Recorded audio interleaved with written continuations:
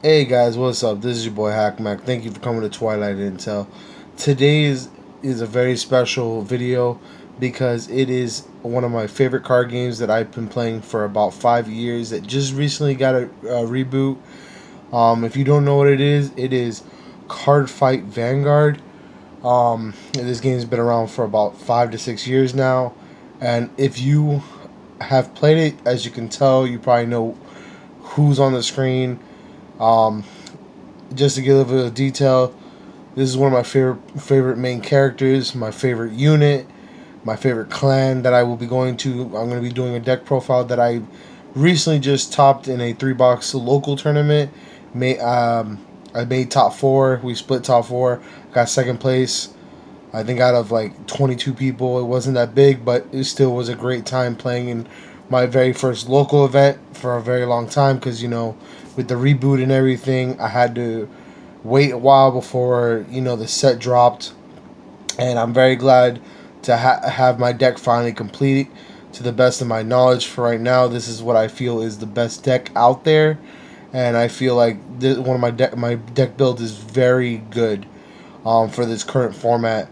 If you guys have any opinions on it while I'm going through the video, leave a comment. Tell me some suggestions. Tell me what you think. I'm hoping to get some feedback about how they feel my deck. Fill my deck out. If you're willing to try it, let me know how you guys do in your locals. This is literally one of my favorite decks. I've played this deck for a very long time. I'm a big fan of Blaster Blade and Aichi Sendo. As you can tell, these are my force markers. That's now the new thing we have. It's called Imaginary Gifts, which I'll go into detail once I get to the part where they activate. But as you can tell, they're signed. These are my high rarity signature cards. So I just want to do this for the picture of the video. So we're going to go into the deck list, and I'll tell you why I run certain things and how I feel the meta is right now. Right now, there is 4 clans out there right now for this format because they decided to split the game into a new branch, as in standard and in premium. For standard, you can only play the cards that come out for the new set. So right now, the new 4 clans that are out for Unite Q4, which is the name of the set for the new Busher Road reboot for Cardfight Vanguard. There is Royal Paladins, Oracle Think Tank, or OTTs. We got Kageros, which are flame dragons basically. And then we have Nova Grapplers, which are like Gundams and basically fighting robots. Each with a different mechanic, which if you want to know more in another video, I can do that. Leave a comment and tell me your thoughts if you want to know more. I've been playing this game for a very long time. I've topped several ARGs. Before the reboot, I've made top 32 in regionals at Atlanta. I'm very well known. A lot of people know me. I hope to get some play videos in. So we're just gonna jump into the deck profile right now. So I'm gonna clear these out of the way. Get these out of my way. I'll send them over here. Keep an inspirational thing. So we're gonna go with the starter. Right now we're limited to the starter. So basically, I use the starter from the trial deck, Glamey, who says his auto ability, which is when you ride upon him, you draw a card. So basically, he's literally the best forerunner right now in the format because, like I said, the game just got rebooted. So drawing a card is very essential right now. As you can tell, the shields have changed, the power have changed. I'll get into detail as I go through the units. But I play Glamey because he's literally the best starters for Royals. So then we're going to go to my grade 3s. This time around, I decided to become like a kind of a high rarity kind of thing. And I started off, I played 3 Soul Saver Dragons. Because I feel like Soul Savers are a great opportunity to finish the game. His ability, he's a 13k body. I'll put into the video a little more. He's a 13k body. His active ability says on Vanguard Circle. The cost is Soul Blast 5, and choose 6 of your units, and it gains 15k until the end of the turn. So that includes himself. So the plus 15 is pretty much 28 by himself with a booster.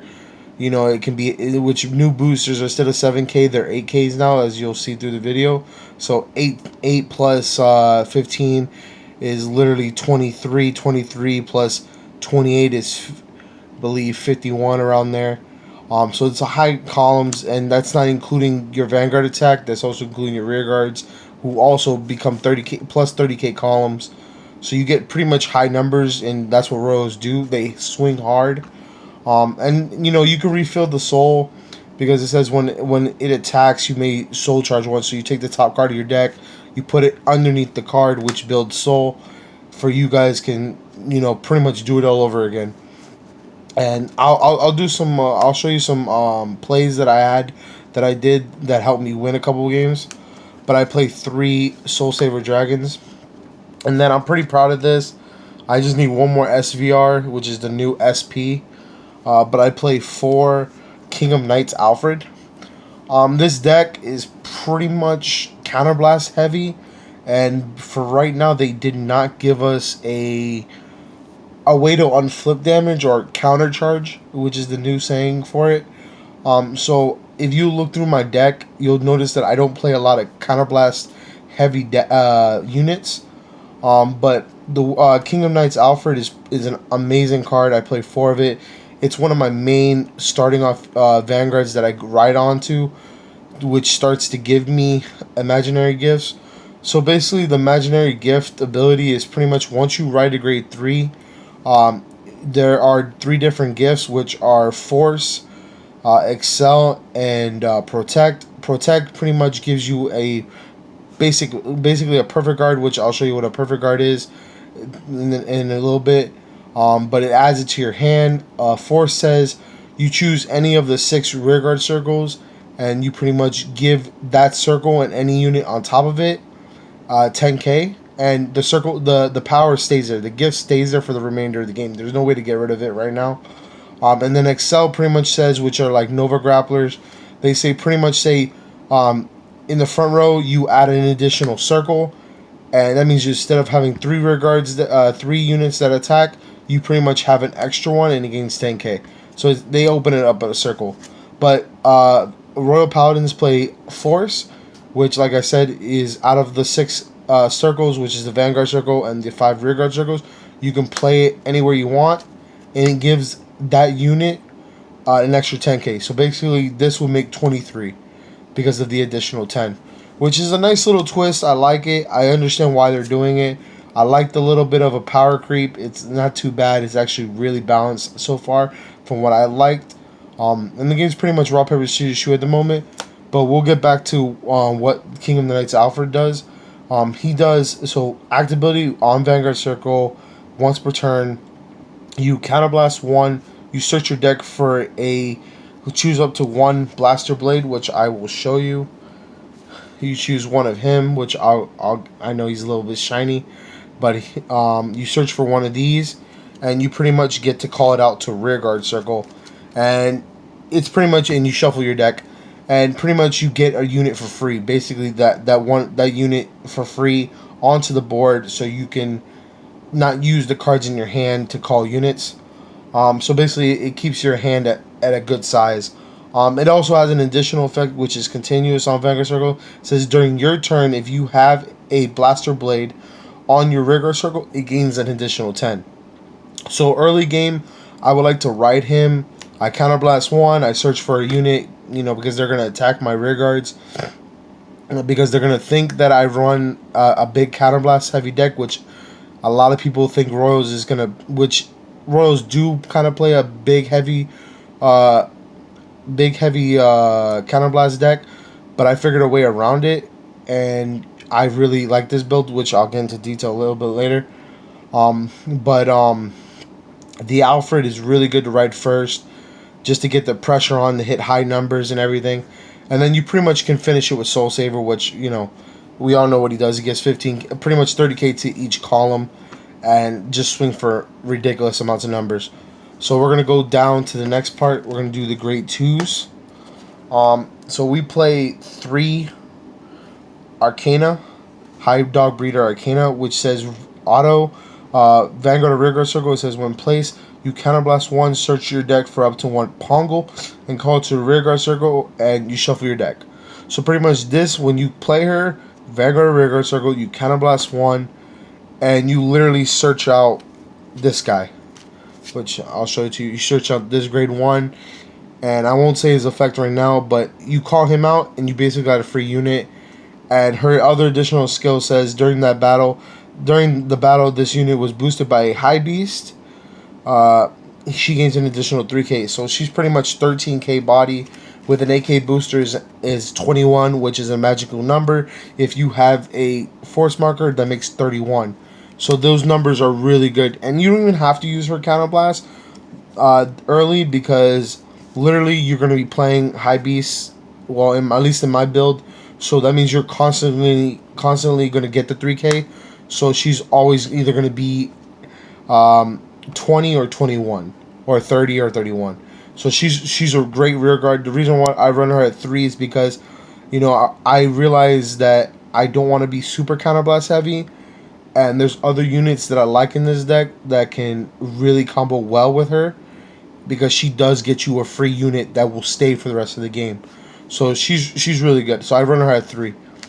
Then I run 2 Conjurer of Mithrils. He's one of my favorite cards. I literally played him in the original format at a recent ARG event, and I kind of topped over him. He was a 7k, which said counterblast 1. Not even counterblast. He said when he's placed, you look at the top card. If it's a grade 1 or 2, you can call it out and then shuffle your deck. And that was he was a 7k. But this time around, they made him a 9k. He says when he's placed from hand, I counterblast 1, soul blast 1. I search up to a 1 grade 2 card and call it to Rearguard Circle, and I shuffle. So this can combo to get you a Blaster Blade. This can combo to get you another grade 2. This can get you an Arcana. And if you have an extra counterblast, Arcana can come out, grab you another unit. So basically, it combos really well. As like I said, this is my least cost counterblast heavy deck version that I've ran and I've topped with. So it's a really good card. I run it at 2. The next card we're gonna go into is pretty much High Dog Breeder Saran. Sorry if I get the name wrong, but this was a card that was given at a sneak peek. When you bought a sneak peek, you got one of them. I ended up getting lucky and bought 4. I got 4. His unit is this is a very underrated card in this format right now, until we can get more non counterblast heavy cards. And I believe this card is it's an underdog, basically. Get it? You know, High Dog Breeder. He's an underdog because he literally says when placed, one of your high beasts in the same column as this unit gains an additional 5. So basically, when you call out a grade 1 high beast, like Pongo or the other high beasts that I run in my deck, basically he can make power combos. So if they attack Arcana because he makes 21k columns, so you go, okay, cool, Pongo's still here. I call, give Pongo 5k, so Pongo becomes 13 plus the 10, it equals 23. 33 with an imaginary force marker. So it literally gives you columns without even using a counterblast, as long as you have a high beast in the same column as this unit, and he can be called on Vanguard or Rearguard Circle. So you can set up really, really nice. I love him at 3. I like his method of things. I think this is an underrated card. I highly recommend that you try it out. Let me know what you do. Let me know what you feel about it, what you think about it. I really like it. In this very moment where when decks are very counterblast heavy, having non-counterblast units is super effective. I don't know how much I can emphasis on it, but it literally is super important. Less counterblast means more effective time for you to use important counterblast units. So he's really good at 3. I'm gonna get this little thing. Then I run 3 of Sage of Arjuneron. He comes from the trial deck. He's a great card, non-counterblast, grade 2, 10k, who literally says on Rigor Circle when he attacks a Vanguard, if you have 3 or more rear guards, he gains an additional 5. So it literally makes 23k columns. Magic numbers, especially in a reboot that has 13 to 12 attacking Vanguards. Literally hitting for 23, 33 is big right now. So he's a great card. I run him at 3 because the grade 2, in my opinion, is really tight. And my next unit that I use, and he is one of my favorite units. I am so happy that I literally have 4 of him as IMRs, his special rarity. I have 4 Blaster Blades, literally IMRs. I know how beautiful they look. I've worked really hard to try to get them. He's amazing. He's one of my favorite units. He's the reason why I got into the game.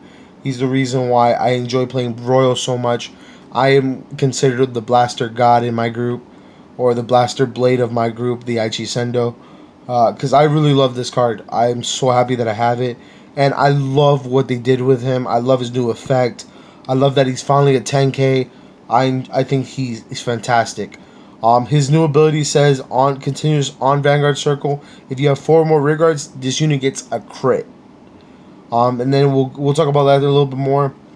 But his auto ability says Vanguard rear guard circle. When placed, you counterblast 1, soul blast 1. Choose one of your opponent's rear guards in the front row and retire it, no matter what grade it is. You retire it in the front row, it is gone.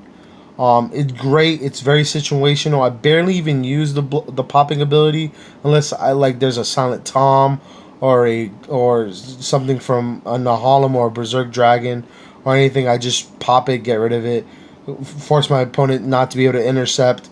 A bunch of other things, but this card is so crucial now because it combos so well. It gives you the early game pressure, especially when you can get a full board for free. I'll go into detail how I love riding, like pretty much using him. He is, if you get him as a chance to ride, you ride him. You put him as your Vanguard and you just try to make a board. Trust me, 9 out of 10 people were taking attacks or super guarding him. He does great combos. I will show you some combos, like I said. But he's one of my favorite units, and I'm so glad what they did with him. So we're going to go now to my grade 1 lineup. I run, as you're going to see in the grade 1 lineup, I run a lot of high beasts because it goes with the theme of the way I built my deck. I'm running 3 line main stallions. He's from the trial deck. You can also get him from the set. His ability says if you have 4 or more rear guards, this unit gets 3k. So pretty much he's a 10k booster the minute you have 4 units. 4 rear guards. That includes himself. So basically, he's a 7k that turns to a 10k booster. He's not essentially a good ride, but even if you have to ride him, it's not the end of the world. You're still going to draw a card, you're still going to swing, and maybe hit a trigger. So there's no problem with that.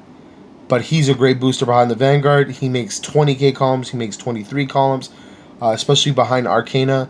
He makes 23k columns. Beautiful numbers, beautiful things. Great card. I run it at 3. Let's keep it here. Now I run, this card is amazing.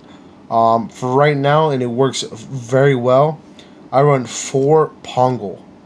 Pongo says he's an 8k, he's a high beast. He says on rear guard circle auto, when placed, if you have another unit in the same column as this unit, you soul charge 1. If the card soul charge is a trigger unit, this unit gets 5k. So basically, if you soul charge a trigger, he becomes a 13k body. Now, the reason why he's so good is because he fills the soul for him, for Soul Saver Dragon. You should have no problem having 5 in soul by turn 3 if you play him. Literally should be no problem. He literally can help you win games. He helps you get big columns if you soul charge a trigger. He helps you get to the soul charge to play him, and he's just very helpful. Makes literally Arcana 21. Literally makes any column hittable. Great card. And I love the fact that grade 1s are now 10k shields. So that means you can guard early with them, and you can protect yourself early. Great mechanic. Love what they did with this game. So the next card we play is literally 3 Light Sage Marin. My boy Marin. Shout out to my boy. He is an 8k now. He also has the 10k shield, and he's double rare now. His ability says auto rear circle once per turn, which if it wasn't per turn, it would have been broken. It says when your other rear guard is placed on the same column as this unit, you counterblast 1, draw a card, and he becomes an 11k. 11k booster. So basically, you draw 1 anytime something's placed. So if you play him, and then you call Blaster Blade, literally counterblast 1, you draw a card. Now this is a 21k column. 31 with the imaginary gift. Literally beautiful. Keeps your hand. Helps build your hand, and literally does so much. It keeps the column numbers high. Then I play a one of, which is, it's kind of my little tack in, because I do play with the soul, and I do like hitting magic numbers. I play 1 Knight of Rose Morgana. She says when it attacks a vanguard, you soul blast 1. And this unit gains 3k into the battle for each grade of your vanguard. So that basically means, it even says in parentheses, if your vanguards are a grade 3, it gets plus 9. So this is now a 17k booster, a 17k attacker by itself. So basically, you swing with your vanguard, because after you activate this, so you soul blast 5, you have no soul. You swing with your vanguard, you soul charge 1. Now you have the 1 for this combo, and literally it makes a heck of a difference doing her ability. I play her at 1 just because I feel there's games that I won't be able to build soul, and it just happens that way. But that's my grade 1 lineup that I run. Now we're gonna go into my trigger lineup, and I'm a very weird guy. I enjoy making different. Every week I change my trigger lineup. I like making it spicy. I like changing it to a different thing. That's just me. Let me know if you feel the same. I literally play 4 of the new Perfect Guard, which are now triggers, which I think is fantastic. It literally opens a space for units in the game that I can play. Now I have room, because now I don't have to play the grade 1 Sentinel. This is amazing. I love hitting the draw and drawing into one of these. It makes draw triggers so playable now. Such a worth. Then I play for draw triggers. I play 6. I play 6 draw triggers, because I feel in this game, at this very moment, hand power is essential. If you can't guard yourself or protect yourself early or late game, the game is over. Also, I play Margot, because Margot plus Arcana is literally 18. 18 plus the imaginary marker, 28. Magic numbers. And now that triggers literally give you 10k power, 18 becomes 28 plus imaginary gift, 38. Magic numbers. I want you to understand that. Magic numbers. So literally, Margot, having 2 Margos is not a neg in this deck, because you can play and he becomes such a big key. I want you to understand, big key factor, because you want to hit those numbers. You want to hit those numbers. So Margot, I run literally 2, and I play 6 draw triggers. Now, you're gonna be like, oh wait, why is he running this? I run 3 of the Fogels, and I play 4 of the Epina. So I play 7 crits. 3 are high beasts, 4 Epina. I just like Epina. That's my boy. Had him from the beginning. Wish they was foil, but won't complain. I play 7 crit triggers, and you're probably thinking, okay, well, you're supposed to play 16 triggers, because it's 6. 6 plus 7 is 13. So where's the other 3? I'm gonna be honest with you. I literally play 3 heals, because I love being tricky. Next week it might be a different trigger lineup. This literally won me games. Having the extra crit, having the extra draw, Literally nobody ever expects it. Trust me, I play so many games that I change the trigger lineup every week. So worth it. But I literally play 7 crits, 3 heals, 6 draws. Now I know I'm making this video long. I'm sorry, but let me do a little play for you. So basically, what you're gonna do is that you're gonna ride. You ride into your grade 1. Let's say it's Pongal. So you draw a card. If you want, you can be greedy. Let's say you're attacking first. You can just swing, draw, whatever. Then you're gonna go ride to grade 2. So let me tell you. So you ride to grade 2. Boom. You have Blaster Blade now. You need a board. You're not gonna pop anything. You're like, okay, cool. You have the Counterblast open. You're gonna go. Okay, you're gonna call Arcana. Counterblast 1. Search for the Pongal. Pongal go. You're gonna put the Pongal right here, because you'll see what's gonna happen. You're gonna put the Pongal. Let's say you soul charge the Margle. So now that's literally 13. This is 23. Now you're like, okay, cool. Let me see what else is in my hand. Oh, cool. I called another Pongal. Pongal. You soul charge. You get Marin. Soul charge Marin. Literally, you have 4 in the soul. Turn 2. Turn 2. So now this is literally a 21k column. This is now a 23k column. And then you're like, okay, I need one more unit to put out. So you're gonna put out, boom, him. So let's say was the perfect hand. So you're like, okay, cool. I have 4 units on the board. I have big units. You're gonna go 15. Okay, no trigger. Now you're gonna go, okay, 23 with a crit, because I have 4 units. 23. That's a big number in the beginning of this game. That literally is either forcing you to drop your big guards, or just taking it. So imagine you turn 1, they said take it, you're at 1, you take this, now you're at 2. If you let this hit, this is 4 damage. This is 4 damage without even hitting a trigger here. So this can be 4 to 5 damage, and that includes you taking another hit from here. That can possibly put you in the red zone. Literally put you in the red zone turn 2. That's why Blaster Blade is amazing early game. Fantastic. See, that's just one play. Literally love it. So let's say you make it to the next round, the next turn. I'll leave this here, and they're like, okay, you swing with this. They survive. They're like, okay, cool. I'm gonna kill Arcana. They're gonna attack here. You take damage. Now it's your turn. You stand, and you go.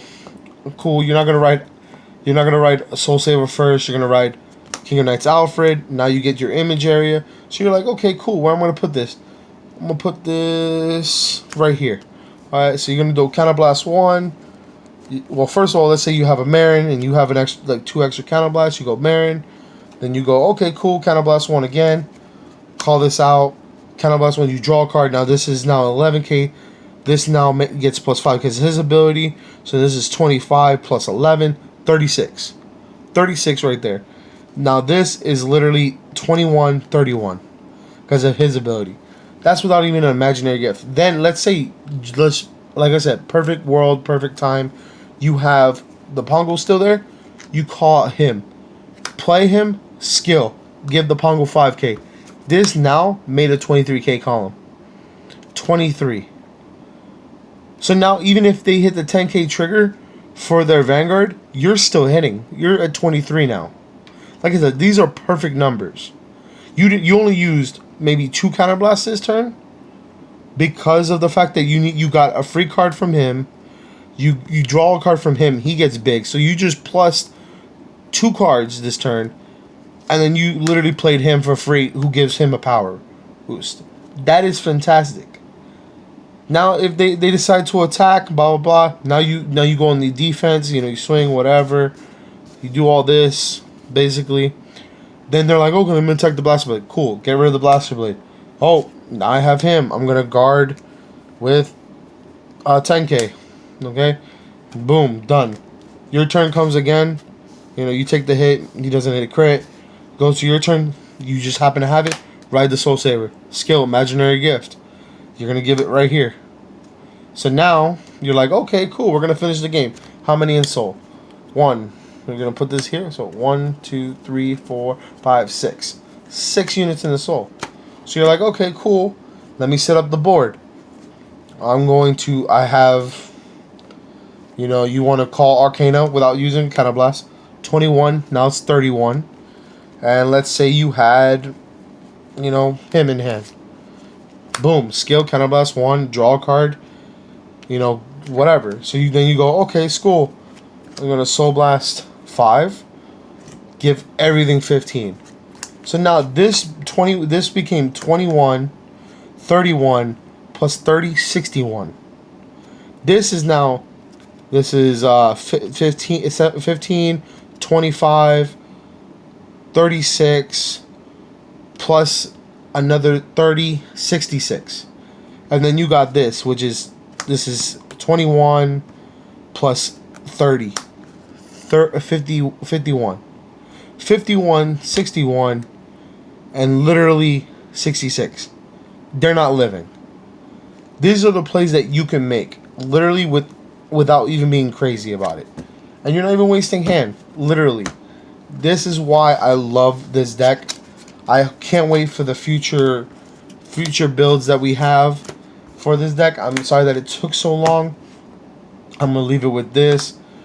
Please, if you have a comment, suggestion, please hit me up. Leave a message. I'm sorry that it took so long. I just wanted to tell you my thoughts and ideas about this deck. And, some ideas and plays. Please comment, hit that like button, subscribe, let your friends know about me. I will be doing gameplay videos in the future. Hopefully they're not as long as this one. This is my first video of intro into the new Cardfight Vanguard reboot. I appreciate you taking the time to watch this video. Sorry again that it took so long. I just wanted to tell you what was going on and everything. Like I said, hit that like button, hit that subscribe. I'll see you again soon. Thank you.